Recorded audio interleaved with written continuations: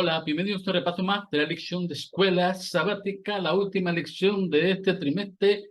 Cristo en el Cristo. Hemos culminado ya 3 meses de estudio acerca de este tema tan interesante como es el crisol. A principio de este trimestre, creo que ninguno de nosotros había entendido el concepto del crisol, pero después de haberlo estudiado a profundidad, creo que ha quedado en nuestra mente grabado que cada uno de nosotros en un momento dado de nuestra vida tiene que pasar por algún crisol. Este autor de escuela sabática durante esta semana nos llevó al máximo ejemplo de pasar por el crisol. Y eso es precisamente la figura de nuestro Señor Jesucristo. Nosotros nacemos en un mundo de pecado, inmersos en un conflicto entre el bien y el mal. Nosotros no podemos hacer nada al respecto, nos tocó vivir aquí. Nacemos dentro del crisol, pero imagínense ahora al creador del universo aceptando voluntariamente entrar al crisol, deseando venir a esta tierra a sufrir. Qué interesante es entonces poder reflexionar durante esta semana acerca de la figura de Jesucristo, ver que así como nosotros, Él sufrió, pero el sufrimiento de Cristo nos supera por mucho. Sin embargo, podemos a través de su vida reflejarnos nosotros también y encontrar a través de lo que él vivió esperanza para nuestra vida también. Vamos a ver poco a poco cómo es este concepto. Acompáñenme al primer versículo que podemos llamarlo el crisol en la niñez de Jesús. Vamos a Juan capítulo 1, versículo 46. De Nazaret puede salir algo de bueno. Al elegir hacerse hombre, Jesús tuvo la opción de escoger el entorno donde nacería. Él no nació en cuna de oro, puede haber escogido nacer en un palacio. Pero si nosotros vemos la niñez y la juventud de Jesús, nos encontramos entonces que él sufrió múltiples carencias. Su familia no tenía ni siquiera un lugar donde poder alumbrar, en el caso de María, alumbrar a Jesús. Así que entre animales, en un establo, allí nació el Salvador del mundo. Sus padres eran pobres. Cuando ellos van a presentar a Jesús, lo mínimo que se podía presentar eran 2 aves, porque para la ley judía lo que tenía que presentarse como sacrificio en el santuario debería ser un cordero. Sin embargo, la familia de Jesús no tenía para pagar un cordero, así que solamente presentó unas aves. Y eso era para la gente más pobre del pueblo de Israel. Siendo un bebé, siendo un recién nacido, estando únicamente en la protección de su madre y su padre, urgieron para matar, o persiguieron para acabar con él. Y no obstante con eso, cuando él se asienta en Nazaret, Nazaret era una región que estaba rodeada de una mala fama. Así que los amigos, los vecinos, quizás los familiares de Jesús tenían esa mala fama. Por eso el versículo de Juan, de que podría ser algo bueno, salir algo bueno de Nazaret. Jesús vivía en un entorno entonces de pobreza, de carencias, de dificultades, en una colonia o en un lugar donde imperaba la maldad. En medio de todo esto, Jesús decidió venir a morar allí, a desarrollar su niñez y su juventud en ese lugar. Y solamente hay un pequeño registro de la niñez y la juventud de Jesús. ¿Cuántas cosas más no se escribieron en los evangelios de todas las tentaciones, todos los problemas, todas las dificultades con las que Jesús tuvo que vivir? Si nosotros vamos a los orígenes de su nacimiento, entonces encontramos que la vida de Jesús desde su tierna infancia no era nada sencillo. Muchos de nosotros quizás nacimos en familias donde impera la armonía y el amor cristiano. Y qué bendición es haber nacido en ese lugar. Son privilegiados, hermanos, cuando su familia vive la fe que ustedes mismos profesan.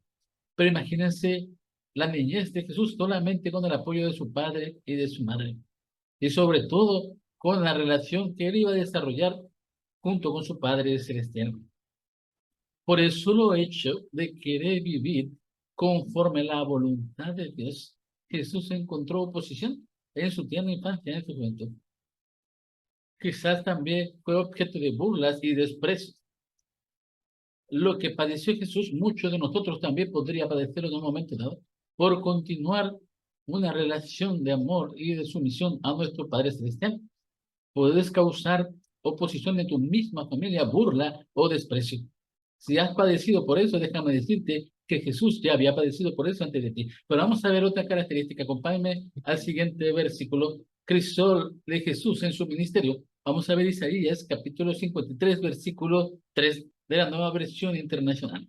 Despreciado y rechazado por los hombres, varón de dolores, hecho para el sufrimiento, todos evitaban mirarlo, fue despreciado y no lo estimamos. Cuando Jesús inicia su ministerio, cuando él empieza de manera consciente a buscar a los pecadores para salvarlos, él les ofrecía en primer lugar la sanación de sus dolencias físicas. Les daba consejos que les permitían vivir en armonía con la ley de Dios. Les mostraba su cariño y su amor. Ninguna de las palabras de Jesús fue para condenar a nadie. Todas sus palabras, todos sus hechos muestran a un hombre que estaba siendo conducido por su Padre Celestial, haciendo la voluntad de su Padre Celestial. En esta actitud, entonces, ¿cuál era la reacción de la gente que rodeaba a Jesús y escuchaba por primera vez sus sermones y veía sus milagros? En Mateo 12:24 vemos que los mismos dirigentes de la iglesia acusaban a Jesús de que sanaba con el poder del diablo. No con el poder de Dios, sino con el poder del enemigo. ¿Te imaginas nada más? Acusar al mismo Jesús de ser Satán. En Mateo 13, 55 al 57 y Juan 7, 5, vemos ejemplos de vecinos y familiares que despreciaban a Jesús aun cuando lo habían conocido y habían visto su testimonio poderoso de amor y de misericordia. Lo despreciaban también. En Lucas 4, en Juan 8 y en Juan 10, encontramos varias veces en las que Jesús fue incluso estuvo ante la antesala de la muerte, porque muchas personas querían matar a Jesús. ¿Qué entorno más difícil? Vemos un contraste tan grande entre lo que Jesús quería hacer por los pecadores y lo que los pecadores querían hacer con Jesús. Mientras Él les mostraba su misericordia y su amor para salvarlos, porque Él comprendía que la única manera de poder alcanzar la vida eterna era aceptarlo a Él como su Salvador, era encontrarse con Dios mismo a través de Él. Y los pecadores entendían mal su mensaje, o lo despreciaban, o no querían acercarse a Él. Y todo lo que Él decía lo tergiversaban. Qué increíble es entonces la oposición que encontró Jesús en su ministerio. En Mateo 23, 37 y en Juan 1, del 10 al 11, encontramos dos pasajes interesantísimos. Vemos en esos pasajes que Jesús, al ver el rechazo de las personas, lloraba. Yo no puedo pensar, bueno, sí, tiene razón. Él amaba a las personas, él las buscaba para salvarlos y lo rechazaban, se sentía mal en su corazón y lloraba. Sin embargo, vemos y entendemos que el llanto de Jesús no era motivado por un dolor hacia sus mismos problemas, hacia el desprecio que sentía. Al contrario, él lloraba porque sabía que esas personas que lo despreciaban, estas personas que lo rechazaban, estaban condenadas a la muerte eterna. Ese era el motivo del llanto de Jesús. Ese hombre que jamás cometió pecado estaba sintiendo dolor por aquellos que rechazaban su mensaje de amor y estando cara a cara con él. Yo me quiero imaginar a las personas que lo conocieron en aquel tiempo, ver el rostro de Jesús, escuchar su suave voz, entender sus palabras por primera vez con un lenguaje tan claro, tan sencillo y tan amoroso. Y sin embargo, despreciarlo y tildarlo de loco y diabólico. Qué increíble es cuando la naturaleza humana se entrega al pecado por completo. No puede reconocer al mismo Salvador. Entonces la situación de Jesús era en ese sentido muy, muy difícil, pero no queda ahí solamente. Vamos a avanzar un poco para que veamos más características del ministerio de Jesús. Vamos a ver el crisol en el que se maneja. A la etapa más difícil o más dura de la naturaleza humana de Jesús. Vamos a ver lo que dice Marcos capítulo 14, versículo 34. Y les dijo, mi alma está muy triste hasta la muerte. A los 12 años, cuando Jesús veía los sacrificios que se ofrecían en el templo, Jesús comprendió su misión. Él era el Cordero de Dios que tenía que quitar el pecado del mundo. Desde esa tierna infancia, él empezó a entender su sacrificio hacia la humanidad. Pero cuando llega el momento cúspide, cuando él está orando en el Getsemaní unas horas antes de que lo lleven detenido para juzgarlo, Jesús se enfrentaba ahora con su destino. Y en estos diálogos que contamos en el Evangelio de Marcos y en otros evangelios también, nos damos cuenta de que él, así como cualquier ser humano que tiene miedo a la muerte, él también sintió miedo, él también sintió angustia, porque humanamente la parte humana de Jesús no quería morir. ¿Te das cuenta cómo compartimos su naturaleza también? Así como él, tampoco nosotros queremos morir. Pero cuando nos enfrentamos a la antesala de la muerte, es en ese momento en que sentimos más angustia y más dolor. Es cuando el Cristo se vuelve más fuerte y más insoportable. Literalmente, en el Getsemaní, Jesús estaba llorando y estaba sudando lágrimas, estaba sudando sangre. Es una situación médica extrema, pero es posible. Y la tensión y el estrés y el dolor y el sufrimiento y la tristeza que Jesús experimentaba al saberse que si él fallaba, que si él negaba su naturaleza divina y se entregaba a su naturaleza humana que le pedía no morir, si él decidía no morir, todos se perderían y habrá sido en vano el sacrificio, habrá sido en vano su vida en esta tierra.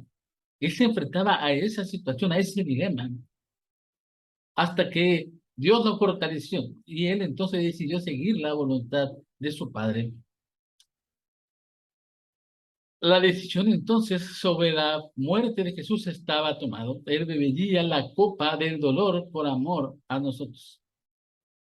El dolor más grande que experimentó Jesús en el Getsemaní solamente fue opacado por el amor tan grande que sentía por su humanidad, por aquellos seres creados rebeldes, corruptos, mentirosos, asesinos, pero que sin embargo merecían la oportunidad de la vida eterna y solamente Él, en su naturaleza sin pecado, nos podía otorgar. Qué interesante es entonces que entender que ninguno de nosotros jamás va a poder experimentar el cristal que Jesús sintió en el Getsemaní.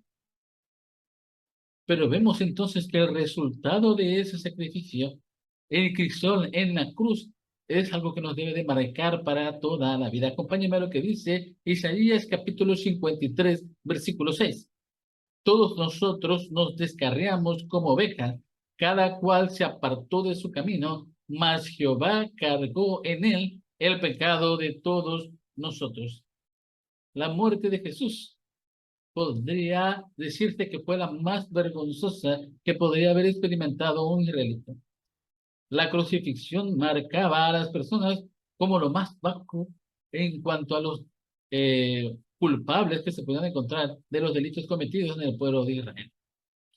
Sin embargo, los sucesos que rodearon a la cruz nos muestran que allí ocurrió algo más que la muerte de un inocente debido a un error judicial. Hubieron varios factores que nos indican que el mismo cielo se estremeció al sentir la muerte de Jesús. El lugar donde él estaba crucificado fue rodeado por tinieblas.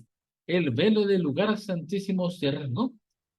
Ocurrió un terremoto y los muertos en los cementerios fueron abiertos, los sepulcros y resucitaron. Lo que estaba sucediendo en el cielo, en la muerte de Jesús, era, sin lugar a dudas, la ira de Dios sobre el pecado. La ira de Dios que debería verse desatado sobre todos los seres humanos pecadores, estaba siendo dirigida hacia Jesús en la cruz. Él cargó sobre sí nuestros pecados. Cuando nosotros vemos esta frase y la repetimos una y otra vez, es muy fácil de decirla, pero es muy difícil de entenderla. Jesús sufrió en su cuerpo laceraciones, golpes, su piel se desgarró, y él perdió hasta la última gota de su sangre, pero nada de eso se compara con asumir en su mente y en su corazón que sobre sí estaban los pecados de todos nosotros, todos, desde Adán hasta el último de esta tierra. Ese concepto es difícil de entender para la mente finita, pero a través de la muerte de Jesús y asumir en él, cargar con los pecados de todos nosotros, podemos justificar entonces nuestra vida ahora, porque el sacrificio de él es suficiente y único para salvarnos de la muerte eterna. Jesús sufrió la segunda muerte en nuestro lugar para que nosotros podamos vivir. Ese crisol en la cruz y esa ira desatada de Dios sobre el pecado, encontrándose con la humanidad de Jesús, es algo tan difícil para los mismos seres celestiales de comprender, que la tierra se conmovió en estos sucesos que les acabo de narrar. Y tendremos la eternidad para entender qué estaba sucediendo en la mente también de Dios, porque nosotros nos concentramos en el sufrimiento de Jesús, pero el Padre Celestial también estaba sufriendo. Allí en la cruz, desnudo y lacerado, se encontraba su propio Hijo. Cuando nosotros somos padres y vemos sufrir a nuestros hijos, lo que menos queremos es verlos en el dolor. Lo vemos ahí en la cama del hospital, lo vemos ahí conectado a los aparatos, y nosotros quisiéramos estar en su lugar, porque sentimos el dolor como si nosotros fuéramos los heridos. Ahora imagínense a nuestro Padre Celestial, que entendía lo que estaba sucediendo en la mente y en el corazón de Jesús, y que él, aún sabiendo eso, tenía que mantenerse firme ante la decisión de poder salvar a esta humanidad. Qué increíble es entonces que los seres celestiales se encontraban también sufriendo en ese momento. Y nosotros a veces nos olvidamos del inmenso sacrificio que tuvieron que hacer, porque el cuerpo de Jesús, la heridas de Jesús, estará como ejemplo vivo para toda la eternidad. Quiero que me acompañen al último versículo, y que podemos llamarlo en el crisol con Cristo. En 1 de Pedro, capítulo 4, versículo 13. Alegraos de tener parte en los sufrimientos de Cristo, para que también sea inmensa vuestra alegría cuando se revele la gloria de Cristo. Después de haber estudiado la vida y sufrimiento de Jesús, de entender su vida de pobreza y de privaciones, después de entender el rechazo que sufrió en su ministerio, después de ver la ira de Dios tratada sobre él mismo, hace esta pregunta: ¿tiene algo de significado para mí? Si yo estoy sufriendo en estos momentos, si estoy pasando por un crisol que me parece sumamente difícil e imposible de superar incluso, ¿te has comparado con el crisol que sufrió Cristo? ¿Te has dado cuenta cómo Él ha sufrido más de lo que tú puedes haber sufrido en estos momentos? Y te das cuenta que a través de su interés y de su amor, Él pudo salir adelante. Y de su relación con su Padre Celestial lo fortaleció hasta el punto de poder entender a su naturaleza pecaminosa. En primer lugar, sabemos que Él nos entiende. Él fue tentado en todo como nosotros, pero sin pecado. El sufrimiento de Jesús fue mayor que el nuestro, porque Él, aparte de que sufrió el castigo de Dios también, Él tenía una capacidad o una pureza moral intachable. Esto nos da una esperanza, a la esperanza de que así como Él murió, también Él resucitó, y eso nos da la esperanza de la vida eterna. Nuestro crisol temporal, entonces, se empequeñece cuando lo miramos a través de la perspectiva de la eternidad. Tendrás que sufrir, sí, pero solo un poquito, porque lo que te espera después es la vida eterna. Cualesquiera que sean nuestros sufrimientos aquí, debemos dar gracias a Jesús, a su vida íntegra, a su sacrificio perfecto, porque gracias a Él, hasta el crisol de la muerte también pasará. Te dejo con este pensamiento de Elena G. de Fay en Alza tus ojos del 7 de noviembre. Al separarnos del mundo y de sus costumbres, afrontaremos el desagrado de los mundanos. El mundo odió a aquel que era la personificación de la virtud, porque era mejor que ellos. Si la majestad del cielo vino a esta tierra y soportó una vida de humillación y una muerte vergonzosa, ¿por qué retrocederemos al ver que la obediencia involucra una cruz? Si él fue perseguido, podemos esperar nosotros un tratamiento mejor. Él confortará y sostendrá a todos los que acudan a Él en busca de ayuda. Hemos terminado el estudio de esta lección, pero nos quedamos con este pensamiento. El crisol de tu vida va a llegar, pero el crisol de tu vida pasará. El sufrimiento y el dolor serán parte de tu vida cristiana y de tu crecimiento espiritual, sí. Es necesario que así sea.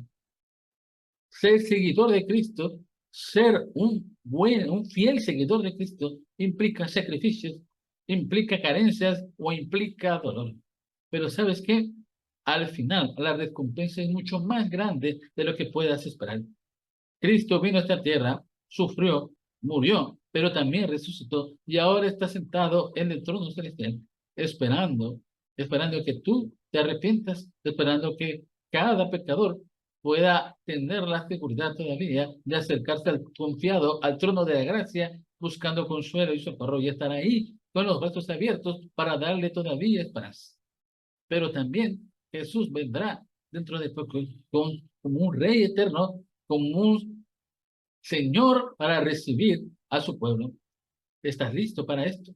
¿Estás preparado? Quizás durante este trimestre tu crisol sigue vigente. Quizás tu sufrimiento no se ha acabado. No te preocupes. Cristo está ahí y estará apoyándote todos los días hasta que te encuentres con Él cara a cara. Que el Señor te bendiga y que tengas un muy feliz sábado. Nos vemos la próxima semana. Una nueva lección, nuevas enseñanzas, pero sobre todo la bendita esperanza de encontrarnos con nuestro Salvador. Bendiciones para cada uno de ustedes.